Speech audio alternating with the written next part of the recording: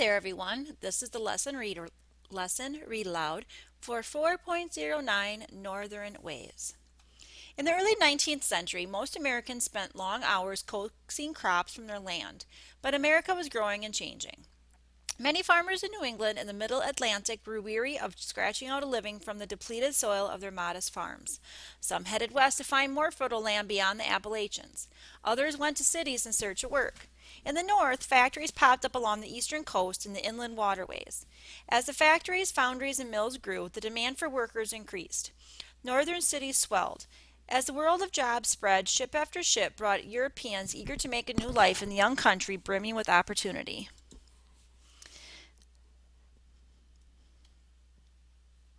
Okay, major goals for this lesson. Recognize major economic and social characteristics of the northern states between 1820 and 1850. Don't forget to grab your reading guide and lesson answer key. And we shall begin on page what? Let's see what page it's taking us to. Okay, so we're going to read pages 304 to 311, complete the reading guide, and view daily life in the North online. Okay, so 304 is the beginning of chapter 13. We have a timeline, and our chapter is called Changing Sectional Identities. So we're going to be seeing how the North and the South are changing and becoming a little more separate from each other. They're distinct differences, and also seeing how the western part of the United States is also changing along with the East and the West. Okay, let's see, is this page turning? Just more of the timeline, talking about immigration and how the population is changing, anti-immigrant political groups, and more about the population along the timeline. So seeing how things are just changing quite rapidly. Changing sectional identities. Deborah Ball grew up the eighth of 10 children in a family farm in the Granite Hills of Plymouth, New Hampshire at the turn of the 19th century. The Balls were poor. All work and no play, as her youngest brother John described their lives many decades later, but they lived relatively comfortably. When Deborah came of age, she left home for Lansingborough, New York, where she learned the tailor's trade. Within a few years, she married the founder of an oilcloth factory. When her husband died in 1829, 39-year-old Deborah ran the factory herself. Laura Clark was also born and raised on a farm in the 1800s, but her life bore little resemblance to Deborah's. Laura was a slave, and she spent most of her childhood splitting rails and plowing soil on a plantation in the Deep South. Born in North Carolina, she was sold at the age of 6 or 7 to an Alabama planter and forced to move west, where farmers were getting rich by growing cotton. Her mother and grandmother stayed behind, and she never saw them again. Life in the United States had always varied from place to place, but in the 19th century, separate industries, economies, and cultures began to create sharp regional differences between the North, the South, and the growing West. By 1820, the United States was maturing as an independent nation, economically distinct from Britain. Americans appeared to hold limitless wealth, and different regions found different ways to capitalize on their resources. Northerners built mills and factories along their waterways. The Southerners exploited their climate and fertile ground to grow cotton, a crop in high demand both at home and abroad. And farmers who moved into the territories west of the Appalachians discovered rich soil under the golden prairie grass. But as the nation's economy developed, so did differences and conflict between the regions. Expanding America demanded more workers in every region and in every industry. Northern and Western factory owners employed immigrants who arrived by the hundreds of thousands every year. Southerners, on the other hand, relied on slaves. The peculiar institution of black slavery, now virtually extinct in the North, continued to expand below the Mason-Dixon line. Even as they embraced different models of economic growth, both the North and the South came to depend on each other. Southern planters sold their cotton to northern textile factories. Northern farmers sold their grain to southern markets. But this was a delicate arrangement. When Southerners began to bring slavery into the Mississippi River Valley and beyond, Northerners grew uneasy. Still a nation of farmers. Albert Bickford, age 23, from Peacham, Vermont, began to keep a diary on March 5, 1848. I worked in the shop all last week, he wrote, excepting half of a day in which we broke out the old road. In the next entry, he noted, working in the shop all of week, excepting half a day in which we went to town meeting. For the next 2 months, he opened each entry with, worked, I have worked, I began work. When the ground was covered with snow, he worked making wash tubs. Once the snow thawed, he planted potatoes, repaired his family's barn, built a fence for a neighbor, and hoed corn. Over the next 15 years, of the 350 entries he jotted in his diary, all but 9 describe work. Only 59 entries mention any other activity. Bickford's work-filled life was not unusual. Like most of his countrymen, Bickford was a farmer. From Maine to Georgia to Maryland to Kansas, the majority of Americans still lived on modest family farms. In 1820, more than three-quarters of the labor force worked in agriculture. By 1850, despite the growth of cities and an early boom in industry, 50% of working Americans still farmed, compared to the 14% who earned wages at a factory or a mill. Even those who never set foot in the field depended on crops for their livelihood. Steamboat and railroad workers, for example, shipped grains to towns and cities where millers processed them for merchants to sell. Agricultural products made up the majority of the nation's exports. The money they brought in helped Americans pay for goods imported from Europe and for the construction of canals and railroads. In the first half of the 19th century, advancements in technology and transportation that would later transform America into a modern industrialized nation were just in their beginning stages. In the early to mid 1800s, America remained an overwhelmingly rural country with agriculture driving the economy. Back in 1782, Thomas Jefferson had celebrated America's farmers. "Those whose labor in the earth are the chosen people of God," he wrote. 50 years on, many Americans still cherish Jefferson's agrarian vision with its rosy, idealized picture of self-sufficient farmers producing a tangible product, unlike bankers or merchants, and living simple, natural lives sheltered from the corruption and wickedness of the city. Life on the farm. The daily life of an average American farmer like Albert Bickford was governed by work from sunrise to sunset. An hour was allowed at noon for dinner and more chores, remembered naturalist John Muir of his boyhood on a Wisconsin farm in the 1850s. We stayed in the field until dark, then supper, and still more chores, family worship, went to bed, making altogether a hard, sweaty day of about 16 or 17 hours. The family farm was not only home, but also a business. Everyone had a job to do. Men and teenage boys cleared the land of rocks, trees, and stumps, plowed and seeded the fields, chopped wood, and tended livestock. Women and older girls did housework, cooking, cleaning, sewing, and mending, while they also milked the cows, fed the chickens, grew vegetables, wove cloth, and made soap, candles, butter, and cheese for household use. Younger children, and farm families often had many because they needed the extra hands, pitched in too.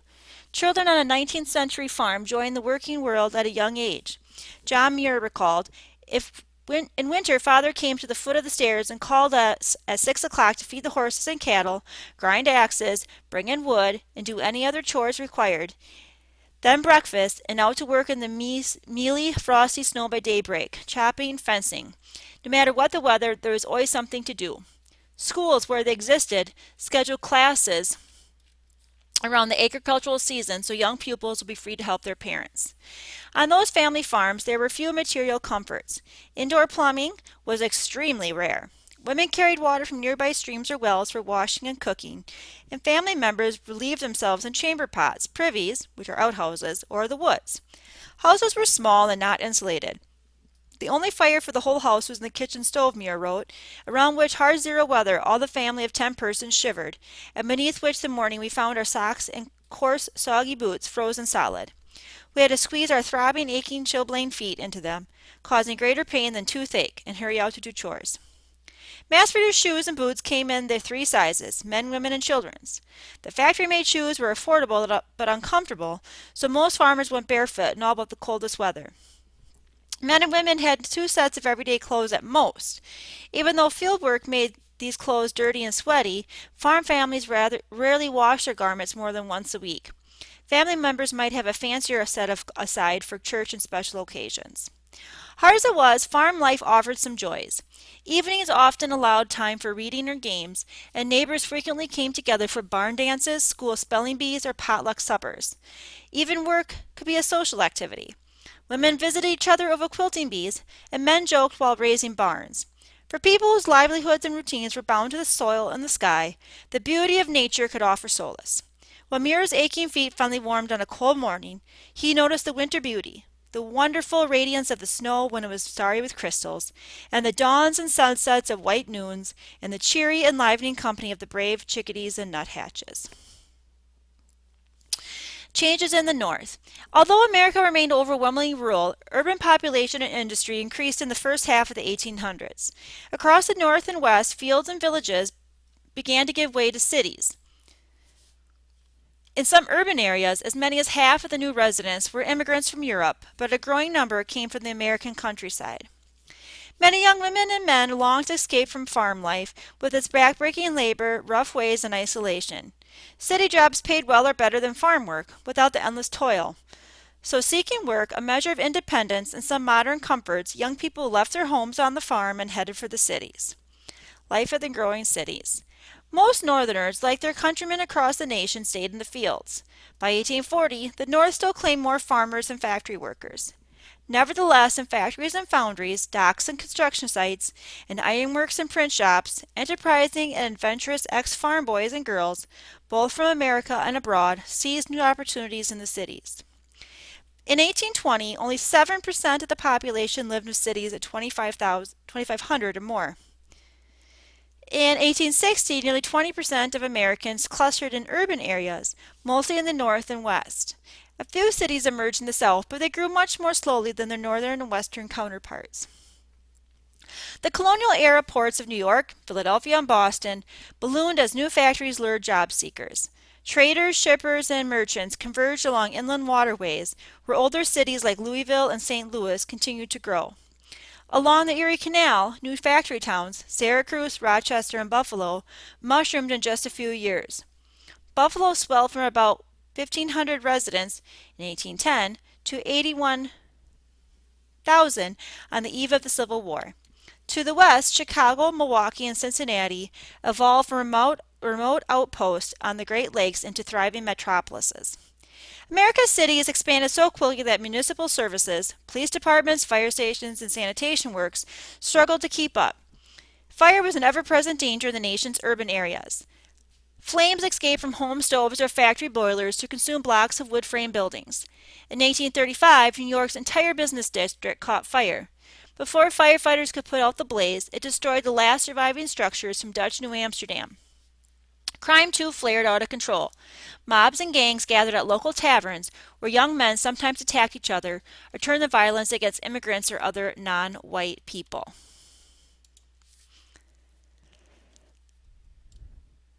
Before modern sanitation and sewer systems, pollution and waste spread a thick layer of filth over American cities. Outhouses contaminated public and private wells. Horses, still the principal engine of urban transportation, dropped manure in the streets. City dwellers emptied garbage and chamber pots into sidewalks, rivers, and alleys.